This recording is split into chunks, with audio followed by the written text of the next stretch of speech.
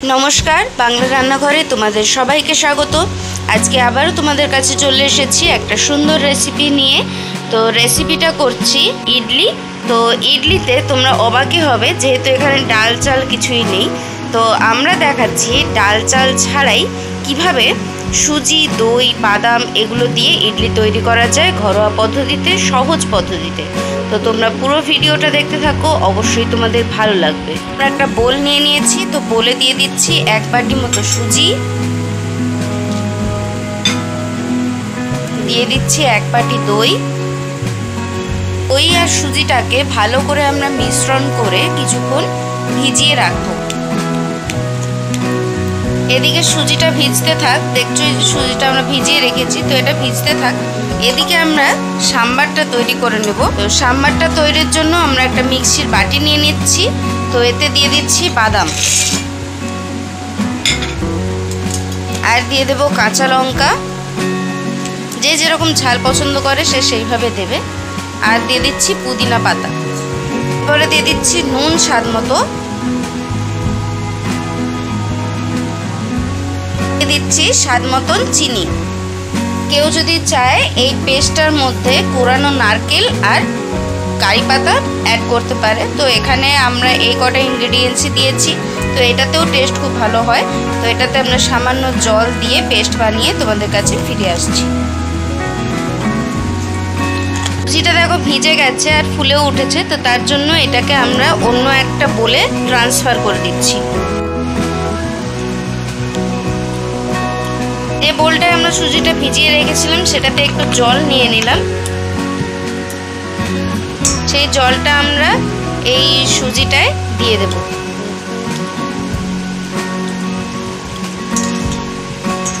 তো এটাকেও আমরা ভালো করে মিশিয়ে নিচ্ছি।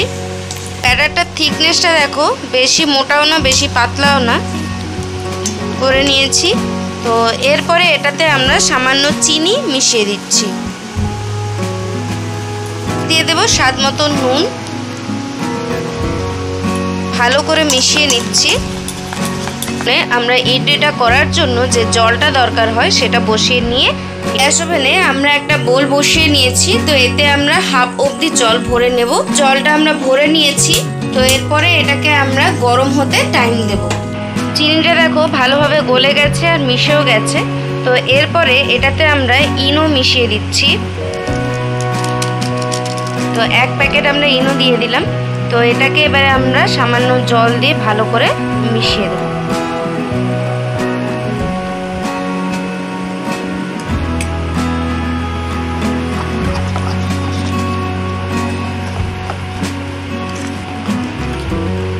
মেশানো সুন্দরভাবে হয়ে গেছে। তো আমরা এখানে ইডলি মেকার ইউজ করছি না, আমরা এখানে ছোট ছোট বাটি ব্যবহার করছি। প্রথমেই আমরা বাটিগুলোতে কিছুটা করে তেল দিয়ে সেটাকে আমরা ব্রাশ করে দেব। এটা তেল দেওয়ার কারণ হচ্ছে ইডলিটা যাতে ভালোভাবে উঠে যেতে পারে। সুন্দর করে আমরা ব্রাশ করে নিচ্ছি। এরপরে আমরা যে ব্যাটারটা আছে তো সেটা এবারে বাটিগুলোতে দিয়ে দিচ্ছি। ব্যাটারগুলো দেখো সুন্দর করে আমরা বাটিতে দিয়ে দিচ্ছি। তো পুরোটা বাটি ভর্তি করে দেব না, কারণ এটা ফুলে উঠবে, তখন বাটি থেকে উপচে পড়তে পারে। তো সেই জন্য আমরা হাফ বাটি পর্যন্ত ভর্তি করে নিচ্ছি।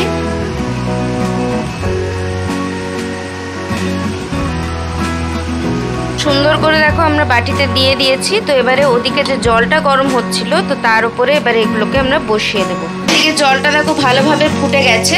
তো এরপরে এবারে আমরা যে বাটিটা সমেত এটাতে বসিয়ে দিচ্ছি। তো বাটিটা দেখতেই পাচ্ছ আগে ফুটো করা রয়েছে বাটিটা। তো এরপরে এবারে আমরা ঢাকনা দিয়ে দেব যাতে ভালোভাবে ইডলিটা তৈরি হয়ে যায়।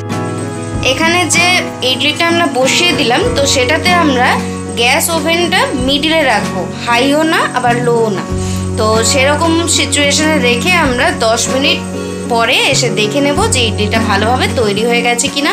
যদি না তৈরি হয় তো আবার ওটাকে ঢাকনা দিয়ে কিছুক্ষণ রাখতে হবে। কিছুক্ষণ বাদেই ফিরে এসেছি, 10 মিনিট এখনো হয়নি। কিছুক্ষণ বাদেই ফিরে এসে দেখে নি হয়েছে কিনা। ইডলিগুলো পুরো ফুলে উঠেছে, দেখতেই পাচ্ছ সবকটাই। এবারে আমরা টুথপিকের সাহায্যে দেখে নেব, বা টুথপিক যদি না থাকে কেউ পরিষ্কার ঝাঁটাখাঁচি দিয়েও দেখতে পারে। তো দেখো ব্যাটার লেগে নেই, তার মানে ভেতরটাও আমাদের পুরো কমপ্লিট হয়ে গেছে। তো এরপরে এটাকে আমরা এই গ্যাস ওভেন থেকে নামিয়ে নিচ্ছি, নামিয়ে ঠান্ডা হতে দেবো।